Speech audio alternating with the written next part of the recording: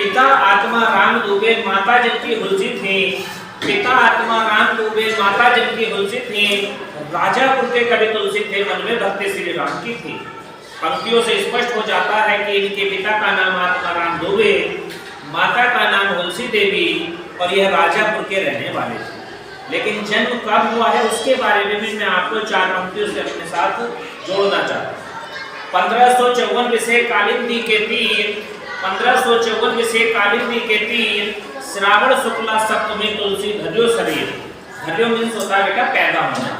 संवत 1554 ईस्वी को कालिंदी नदी के किनारे पर एक स्थित जो राजापुर नामक गांव है, वहां पर इनका जन्म हुआ।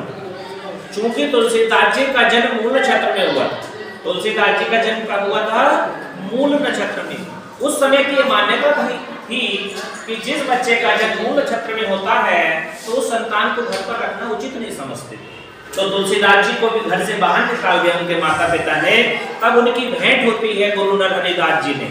गुरु नरहरिदास जी अपने घर लाते हैं, अपनी कुटिया में लेकर जाते हैं और वो इनका पालन पोषण करते हैं।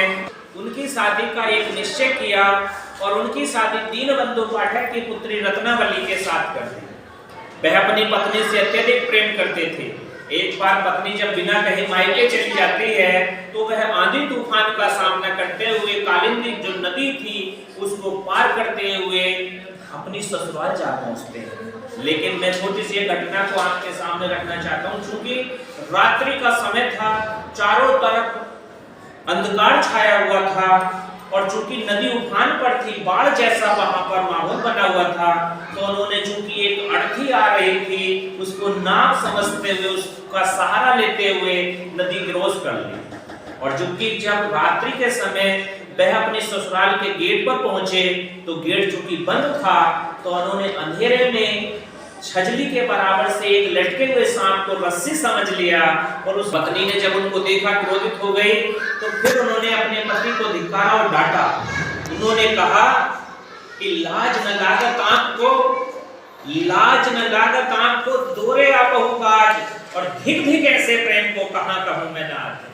पत्नी के इस कार्य के धिक्कारने पर चूंकि पत्नी ने डांटा, फिर उनको समझाया कि अस्ति चर्मम देहम, अस्थि कहते हैं बेटा हड्डियों को, अस्थि चर्मम देहम ताने ऐसी प्रीत और तैसी जो श्री राम में ऐसी न हो भवेत।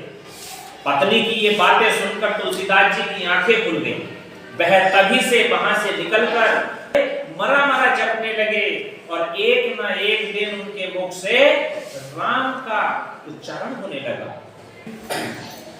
हिंदू के सबसे सुप्रसिद्ध ग्रंथ रामचरितमानस की रचना कर डाली। तो बेटा अगर मैं ये कहूं कि कोई काम कठिन है तो ये हम सिर्फ जब तक किसी काम को कर नहीं लेते तब तक का ये हमारा एक वहम मात्र है।